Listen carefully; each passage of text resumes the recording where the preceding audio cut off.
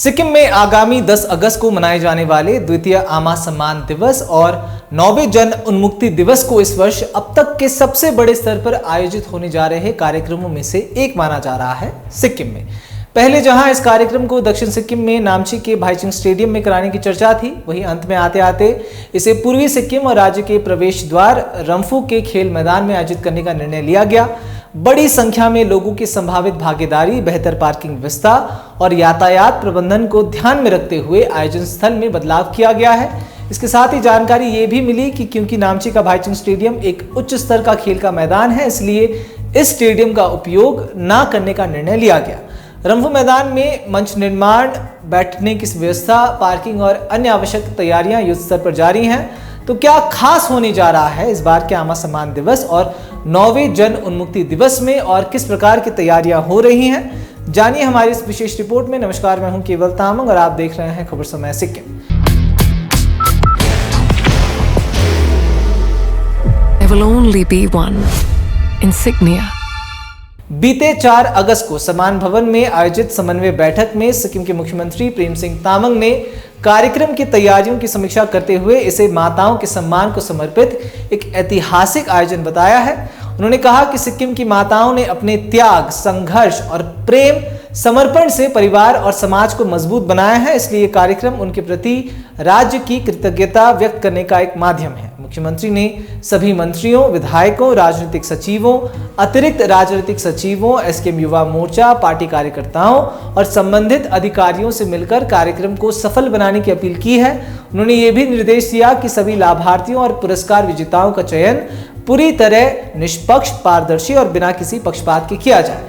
इस बैठक में मुख्यमंत्री ने आमा सम्मान योजना के तहत 2 नए पुरस्कारों की भी घोषणा की। आमा सम्मान पुरस्कार के अंतर्गत राज्य की प्रत्येक विधानसभा क्षेत्र से किसी एक मां को, आमा को 51,000 रुपए की नगद राशि देकर सम्मानित किया जाएगा। ये सम्मान उन माताओं को मिलेगा जो आमा सशक्तिकरण योजना की लाभार्थी नहीं है।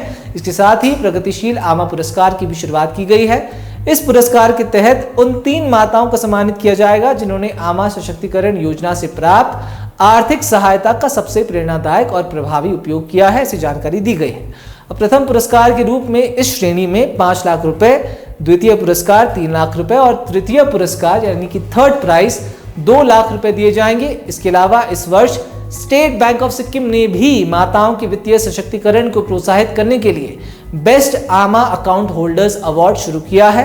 इस पहल के तहत वित्तीय वर्ष 2025 से 26 के लिए राज्य के 6 जिलों से 3-3 यानी कि कुल 18 माताओं को सम्मानित किया जाएगा। प्रत्येक जिले में प्रथम पुरस्कार 2 लाख रुपए, द्वितीय पुरस्कार 1 लाख रुपए और तृतीय पुरस्कार 50,000 रुपए होगा। इन पुरस्कारों का वितरण भी 10 अगस्त को ही मुख्यमंत्री प्रेम सिंह द्वारा किया जाएगा।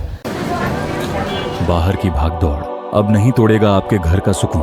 SBM गोल्ड UPVC विंडोज, आपके घर का सुकून।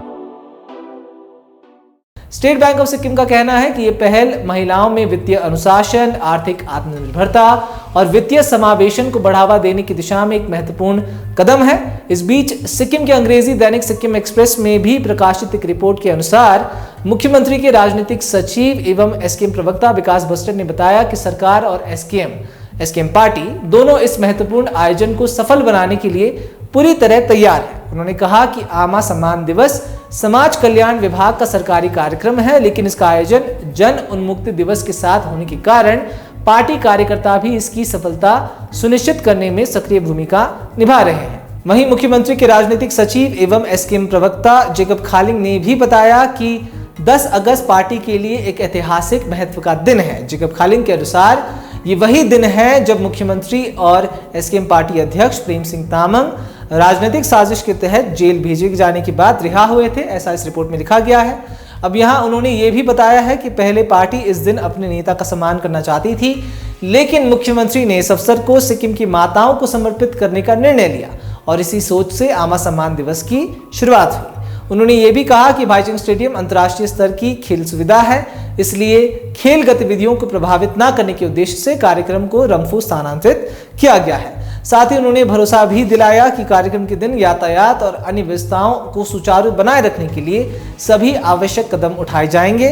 पार्टी के अनुसार इस वर्ष का आयोजन केवल माताओं को सम्मानित करने तक सीमित नहीं रहेगा, बल्कि महिलाओं के सामाजिक, आर्थिक और वित्तीय सशक्तिकरण को बढ़ावा देने के सरकार के प्रयासों को भी प्रदर्शित करेगा।